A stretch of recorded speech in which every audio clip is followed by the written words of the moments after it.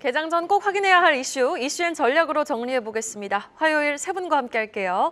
야천투자연구소 남인호 소장, 타키온 뉴스 조호진 대표와 한국경제TV 최민정 기자 수고해 주시겠습니다. 어서 오세요. 자, 밤사이 엔비디아는요, 또 한 번 사상 최고치 경신에 성공을 합니다. 오늘 이 시간 반도체 이야기로 출발해보죠. 자, 1년 새 주가가 210% 넘게 폭등한 엔비디아. 이에 국내 증시에서도 올 들어 AI 연동된 반도체주는 아주 뜨거운 과열 현상을 이어가고 있는데요. 살아나는 반도체 업황, 함께 오르는 반도체주. 그런데 세부적으로 뜯어보면 이 자금 유입 현황이 아주 제각기인 모습입니다. 외국인은 삼성전자를, 개인은 SK하이닉스를 또 집중 매수하고 있다고요, 남인호 소장님. 네, 그렇습니다. 오늘 새벽에 미국 증시 보신 우리 시청자 여러분 또 놀라셨을 겁니다. 야, 정말 미국 시장이 끝없이 올라가는구나 하셨을 텐데요. 그 미국 증시의 상승의 배경이 뭡니까? 전 두 가지를 꼽습니다. 하나, AI, 즉 인공지능의 확산이고, 두 번째, 금년에는 정말로 반도체 업황이 좋아지겠다. 이 부분 아닌가 싶습니다. 자, 그럼 당연지사 우리나라의 주식을 돌아올 때는 삼성전자와 하이닉스가 가장 관심을 끌 텐데요. 방금 이생큰 말씀하셨습니다. 외국인이 삼성전자 좋아하고 우리 개인 투자가분들은 하이닉스를 좋아한다. 그런데 조금 더 넓게 정확히 말씀드리면 외국인은 하이닉스 싫어하고 개인은 삼성전자 싫어한다, 그게 아닙니다. 지금 외국인 투자가들의 지분 보유를 보니까요. 삼성전자는 54.4%입니다. 하이닉스는 53.1%입니다. 다시 말해서 이건 뭐냐? 외국인 투자가들은 대한민국 주식시장에서 반도체, 하이닉스와 삼성전자를 가장 좋아한다. 이게 정답입니다. 최근 며칠간은 조금 상당히 차이가 있겠지만, 무게 중심이 약간 차이가 있겠지만, 삼성전자와 하이닉스는 어찌 보면 반도체 업황이라는 하나의 카테고리로 묶어도 된다라고 말씀드리겠습니다. 자, 제가 여러분께 말씀드렸죠. 우량주, 초우량주 조건은 세 가지입니다. 1번, 국민연금, 대한민국 국민연금이 5% 이상 투자할 것. 2번, 외국인 투자가들이 10% 이상 투자할 것. 마지막 3번, 5년 연속 배당을 한 기업일 것. 이것이 초우량주의 가장 기본 조건이거든요. 삼성전자, 하이닉스 둘 다 해당됩니다. 그래서 우리 시청자 여러분들께서는 두 종목에 대해서 나는 하이닉스 살 거야, 나는 삼성전자 살 거야 하시지 말고 두 개를 다 가지고 계시는 게 좋겠다라고 말씀을 드리겠습니다. 네, 방금 전에 이제 외국인들의 포트폴리오 이렇게 비중 설명을 해주셨는데, 개인들은 삼성전자, SK하이닉스 이거 포트폴리오 전략 어떻게 짜야 됩니까? 네, 드디어 내일 새벽 우리 대한민국 축구팀이 사우디와 만나서 이제 16강전 벌입니다. 여러분, 제가 질문 하나 드리겠습니다. 손흥민 빼고, 황희찬 빼고, 이강인 빼고, 김민재 빼고 4명 빼고 한번 국가대표팀 구성해 보십시오. 이게 말이나 될 법합니까? 대한민국 주식시장에서 내가 성공 투자하겠다 하시는 분이 삼성전자와 하이닉스 없이 한다는 것은 아까 그 말하고 더 심한 겁니다. 지금 손흥민 들어가도 어렵습니다. 아, 그렇죠. 예. 역시 우리 부장님께서 참 냉철한, 저도 이번에 그 예선전에서 워낙 실망을 많이 했기 때문에, 그러나 우리 대한민국 팀 내일 새벽에 잘 할 걸로 믿습니다. 자, 결론은 뭐냐면요. 삼성전자와 하이닉스는 편입하느냐 안 하느냐가 문제가 아니고 몇 퍼센트를 하느냐, 제가 감히 말씀드립니다. 삼성전자는 여러분 포트폴리오의 20% 이상, 하이닉스는 여러분 포트폴리오의 10% 이상, 즉 30%를 가지고 계셔야 된다. 왜 그럽니까? 저는 한 보름 전에 이런 말씀드렸죠. 금년 2024년도 대한민국 코스피 지수는 2,850포인트까지는 상승 가능성이 있습니다라는 말씀드렸습니다. 그런데 지금 2,500인데 2,850까지 가려면 어떻게 됩니까? 바로 삼성전자와 하이닉스가 올라야지만이 그게 가능합니다. 다소 늦은 감이 있습니다만, 지금이라도 혹시 없으시면, 당연히 다 있으시겠지만 혹시 없으시거나 비중이 적으신 분은 삼성전자와 하이닉스를 막 오를 때 사지 마시고 조정 보일 때 여러분 계좌에 30%까지는 편입하시라고 말씀드리겠습니다. 네, 알겠습니다. 자, 새벽 1시에 축구하는데 조재기 랭커는 보실 예정이십니까? 아니야, 안 보려고 합니다. 단호하시네요. 알겠습니다. 자, 계속해서 어제 우리 시장에서 나타났던 특징적인 흐름도 함께 짚어보겠습니다. 저 PBR주에 수급이 쏠렸던 전거래일, 지주사의 급등이 또 두드러졌던 하루였죠. 자사주를 많이 보유한 SK가 9% 넘게 급등을 했고, 금호석유도 8% 넘게 올랐습니다. 정부가 코리아 디스카운트 해소에 앞장서며 만년 저평가였던 지주사들이 일제히 급등한 건데요. 이 안에서도 향후 지속적으로 좀 우리가 주목해볼 만한 기업을 선별해보고 싶은데, 조호진 대표님 어떻게 보세요? 그 지주사는 사실은 참 계륵과 같은 존재였죠. 왜냐하면 지주사라는 거는 이제 한 그룹의 경영권을 장악할 수 있기 때문에 그런 그 경영권을 장악하고 있는 그 계열사를 봤을 때는 그보다 훨씬 시총이 높아야 되는데 우리나라 보통 지주사가 이제 계열사의 전체 시총 합친 거에 비해서 한 50% 정도를 갖다 평가받고 있습니다. 그러니까 그렇다고 해서 그게 완전히 또 떨어지면 이제 그룹 전체 경영권이 이제 그 문제가 생기기 때문에 어느 정도는 이제 그 주가를 갖다 방어해야 되는데 근데 이제 어저께 이제 우리나라 주요 지주사가 주가 많이 올랐습니다. 삼성물산은 이제 삼성그룹의 지주사 역할을 하고 있습니다. 물론 이제 삼성그룹의 대표적인 회사는 이제 삼성전자이고 삼성전자의 경영권, 삼성생명을 갖고 있으면 삼성전자의 경영권을 갖게 되지만 어쨌든 최상단은 삼성물산이 갖고 있는데 삼성물산 6%, SK 10%, 태광산 17% 등이 올랐습니다. 이게 갑자기 지주사들이 일제 오른 이유는 정부에서 올해 1월부터 주가 부양을 갖다 강력하게 추진하고 있는데 그중에서 무엇이냐면 금융위에서 기업 개선 구조 프로그램을 갖다가 내놓겠다라고 얘기를 했습니다. 이게 이제 한 일주일 됐고요. 그럼 기업 개선 구조 프로그램은 일본에서 한 2년 전에 동일한 방법을 했는데 일본에서 니케이 이후가 너무 많이 뛰었습니다. 결국은 뭐냐면 너네가 상장사라면은 상장사의 경영권 말고 다른 소액 주주들이 있는데 소액 주주들에 대해서 신경을 써라. 너네 왜 이렇게 PBR이 낮느냐? PBR이 낮은 것에서 개선책을 내놓으라라고 이제 일본 정부가 요구를 했어요.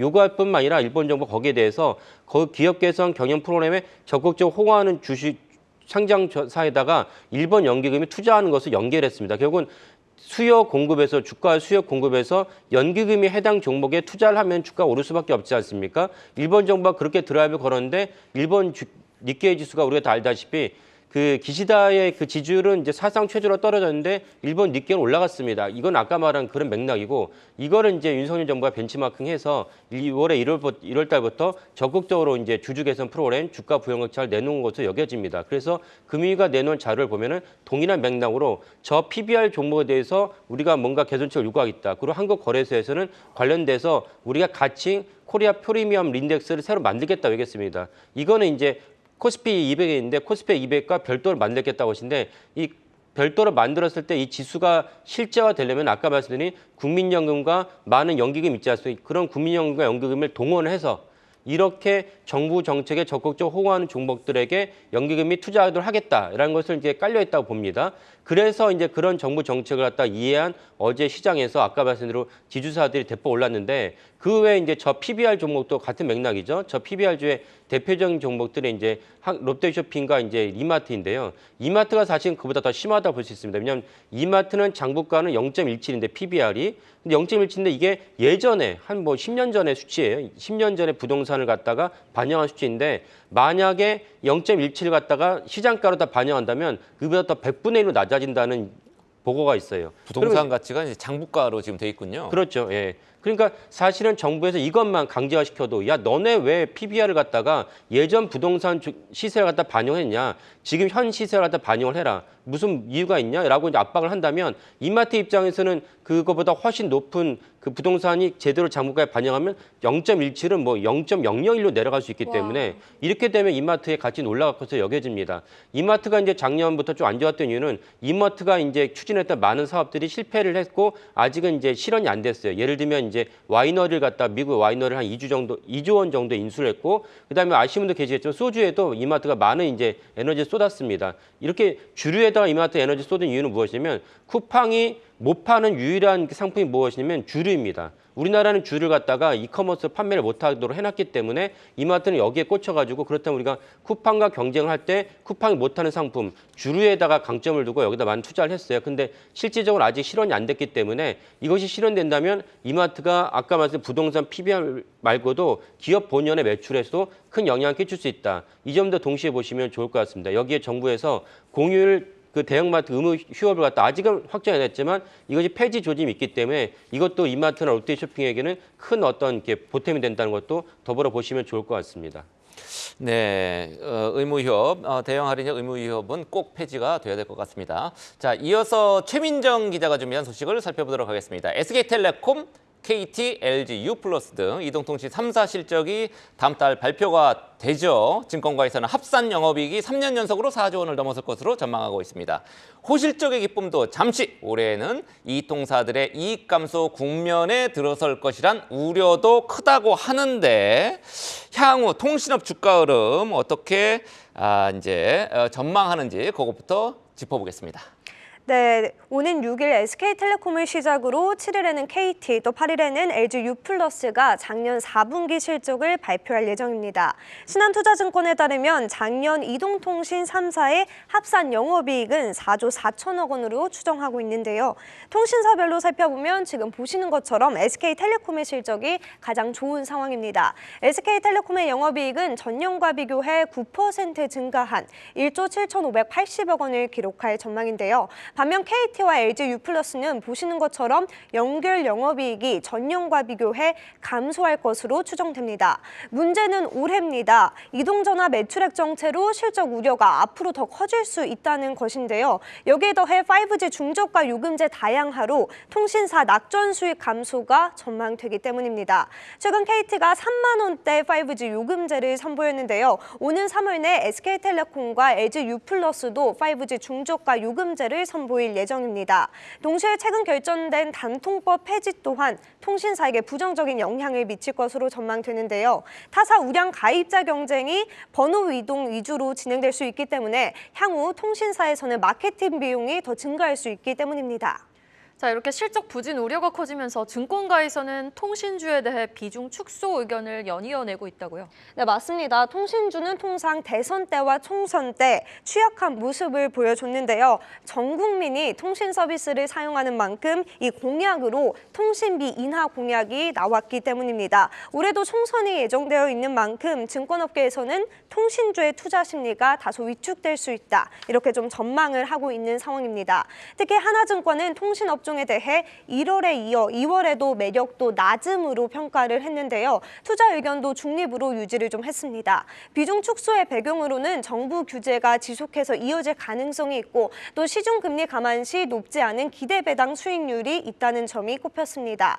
또한 통신주의 실적이 좋아지기 위해서는 지금 상용화되어 있는 5G보다 더 빠른 속도의 이 통신 서비스가 나와서 비싼 요금제가 나와야 되는데요. 이 5G 다음 단계인 5G-A, 5G 어드밴스드 상용화 시점이 아직 명확하게 나오지 않았기 때문입니다. 5G 어드밴스는 5G보다 다운로드 속도가 10배 가까이 빠른데요.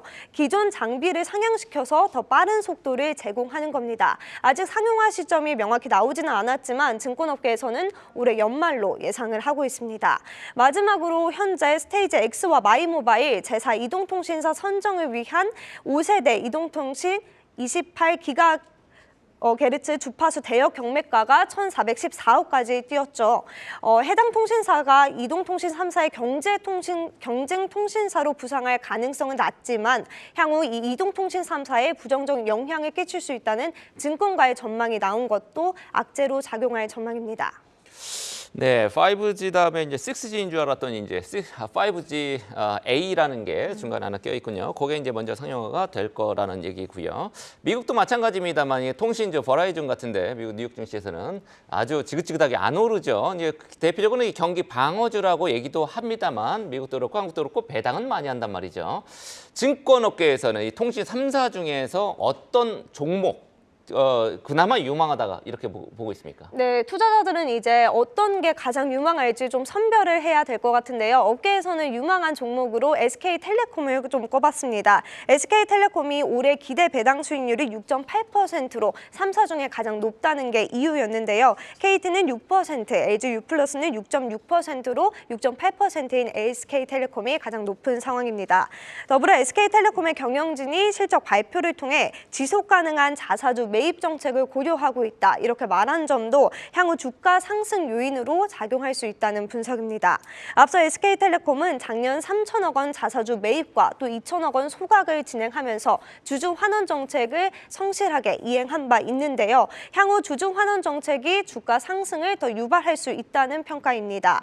하나증권은 SK텔레콤의 목표 주가를 6만 원으로 제시했는데 이는 전날 종가와 비교해 20%가량 더 상승할 수 있다는 분석입니다. 합니다. 이외에 KT와 LG유플러스는 중립 의견을 냈습니다. KT와 LG유플러스의 목표 주가도 좀 살펴보면요. 각각 33,000원, 11,000원으로 제시했는데 이는 전날 종가와 비교해 KT는 하락 전환, LG유플러스는 10% 정도 더 오를 수 있다는 전망치였습니다.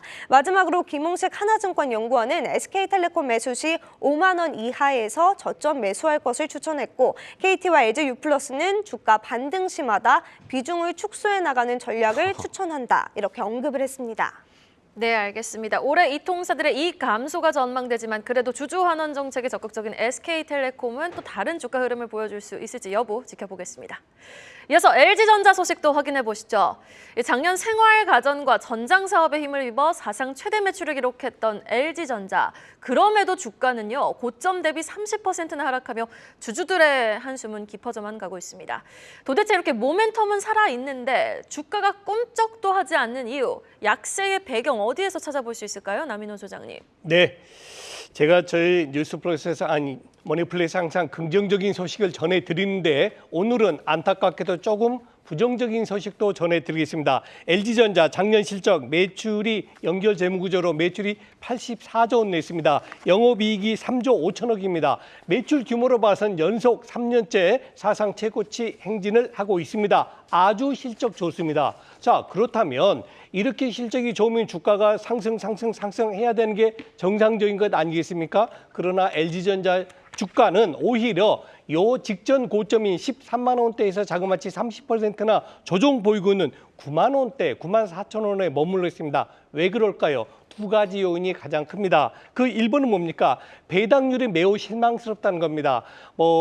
상대 경쟁사는 아닙니다만 상대 회사를 볼 수 있는 삼성물산, 삼성그룹의 홀딩 컴퍼니 아닙니까? 삼성물산은 자사주 전액 소각하고 또 뭐가 있습니까? 주당 2,000원씩 주물어서 상당히 고율의 배당 줬죠. 또 현대차 어떻습니까? 저는 깜짝 놀랐죠. 현대차 주당 8,400원, 기아 주당 5,600원씩 줘가지고 시가 배당률이 몇 프로입니까? 자그마치 4.6%, 6.4%입니다. 은행에다 돈 넣을 필요 없어요. 현대차하고 기아 가지고 있으면은 그 받은 배당이 은행보다 훨씬 더 크다 이겁니다. 그런데 LG전자 어떻습니까? 주당 800원.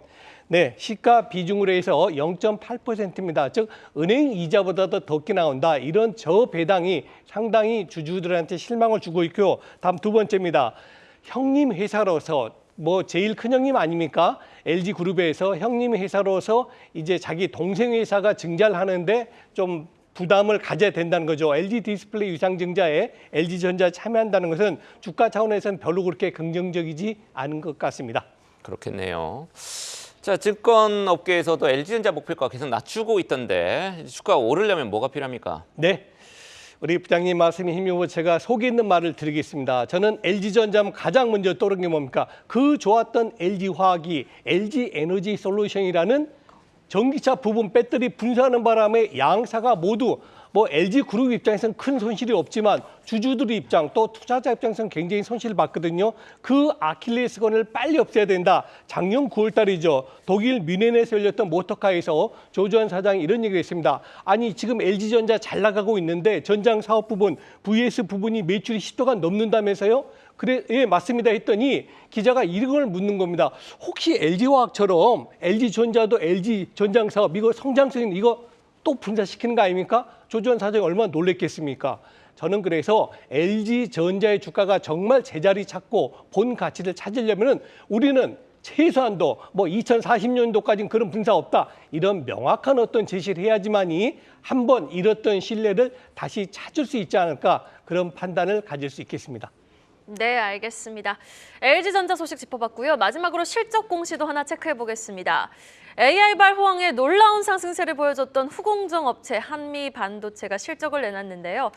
일단 지난해 연결 영업 기준 이익으로 영업이익이 69%나 감소를 했다고 합니다. 또 순이익을 근데 순이익은 매출의 1.7배에 달한다고 하고 잘 나왔다고 하는 것도 있고 어떻게 좀 해석을 해봐야 되는지. 일단 매출이 감소한 이유는 이제 그 한미반도체가 작년에 그 YTD가 아주 좋았는데 좋았던 이유는 이제 그 TC 본딩이라는 거 좀 이따가 제가 자세히 설명드리겠습니다. 그 공정을 사실 우리나라에서 독점하고 있고 SK하이닉스 독점 판매하고 있기 때문에 이제 YTD가 아주 좋았는데 근데 그것만 그 매출이 되는 건 아니거든요. 근데 매출의 상당 부분을 중국에다 납품하고 있던 장치가 있었는데 TC 본딩 말고도요. 근데 중국 경제가 작년에 안 좋았죠. 그래서 전체 매출이 꺾인 겁니다. 근데 순이익은 왜 이렇게 좋았느냐? 그 한미 반도체가 그 HPSP라는 제가 어제도 말씀드린 그 기업을 원래 이제 그 태생시킨 기업입니다. 근데 한미 반도체 곽동신 대표가 HPSP를 갖다가 그 피터 TL에다 팔았어요. 팔았지만 여전히 지분을 갖고 있는데 작년에 이제 그 HPSP 역시 YTD가 엄청 뛰었습니다. YTD가 뛰니까 지분법 평가이익이 그 한미 반도체 반영이 돼서 그래서 이제 평가 손익이 발생을 하면서 매출과 영업이익 장부상으로 줄었는데 HPSP 때문에 사실 순이익은 급등하는 이제 아주 기이한 현상이 나오긴 했습니다. 단순히 근데- 지분법 평가이익이었군요. 예. 근데 결국 이제 우리가 보는 거는 이제 한미 반도체가 올해 어떻게 될 거냐를 봐야 되는데 한미 반도체가 아까 말씀드린 대로 가장 그 작년에 모멘텀이 좋았던 것은 이제 TC 본딩이라는 그 기술을 독점하고 있기 때문에 좋았는데 그 먹이 사슬이 어떻게 되냐면 챗 GPT가 나오면서 작년에 세계 경제 우리나라 보면 세계 경제를 갖다 부양한 것은 이제 챗 GPT였습니다. 챗 GPT를 갖다 실현하는 것은 H100을 만들고 있는 엔비디아였고 엔비디아가 H100을 만들려면 자체적인 팹은 없거든요. 그럼 이거 누구에다 의뢰를 했냐? 대만의 TSMC에 의뢰를 했습니다. 그러면 대만의 TSMC가 여러 가지 이제 그 부품과 조립을 갖고 H100을 만드는데 여기에 메모리가 누가 들어가냐? SK 하이닉스가 이제 납품한 HBM3가 이제 거기에 들어갑니다. 그러니까 이런 먹이 사슬 구조인데 여기에서 SK 하이닉스가 의리냐? 의리 아닙니다. 왜냐면 그 작년에는 오직 그 HBM3를 갖다 만들 수 있는 곳이 이제 SK 하이닉스밖에 없었어요. 이런 먹이 사슬 구조가 있는데 여기에 HBM3를 만들 때 HBM3는 12단의 적중 구조, 디램 구조입니다. 12단이니까 각 단마다 이제 결합을 해야 되는데 이 결합을 하는 기술이 TC 본딩인데 이것이 한미 반도체만 갖고 있어요. 그러니까 한미 반도체가 만약에 이 장치를 납품하지 않으면은 HBM3도 없고 HBM3가 없으면 최종적으로 H100도 없는 것입니다. 이러니까 사실 한미 반도체가 아주 그냥 꼬장꼬장하게 이제 영업이익을 높이 불릴 수가 있는 건데 이 독과점 구조가 당분간 유지될 거라 봅니다. 왜냐하면 여전히 SK하이닉스는 이 한미 반도체 TC 본딩 말고는 대안이 없거든요. 그리고 이 한미 반도체가 이 TC 본딩을 제대로 했기 때문에 SK하이닉스가 영업이익과 수익이 아주 좋았습니다. 그럼 우리가 여기서 궁금한 거는 삼성전자도 이제 조만간 이제 본실적을 발표하고 그러면 컨퍼런스 콜에서 당연히 물어볼 겁니다. 도대체 너네는 언제 HBM3를 내놓는 거냐? HBM3를 엔비디아 언제 공급할 거냐? 뭐 설왕설래 많았어요. 거기에 대해서 분명 답을 할 것이고 근데 삼성전자는 한미 반도체에다가 그 TC 본딩을 갖다가 원하는데 아직은 주지 않고 있어요. 형식적인 이유는 뭐냐? 우리가 SK 하이닉스에도 못 내놓고 있다. 다 아직 못 맞추고 있다. 이렇게 얘기를 하고 있는데 물매트는 어떤 얘기했냐면 과거에 한미반도체 삼성전자랑 특허 소송이 있었어요. 이게 약간 불편한 관계가 있거든요. 그래서 이 관계 때문에도 한미반도체가 삼성전자 납품을 좀 꺼리지 않을까라는 전망도 있습니다. 이런 거 종합적으로 보시면 좋을 것 같습니다. 네, 실적도 실적이지만 HBM3 모멘텀을 얻고 한미반도체의 고공행진을 한번 더 추가적인 상승 여력을 응원해 보도록 하겠습니다. 자, 오늘 이 시간 이렇게 세 분과 이야기 나눠봤습니다. 야천투자연구소 남인호 소장, 타키오뉴스 조우진 대표, 한국경제TV 최민정 기자였습니다. 말씀 고맙습니다.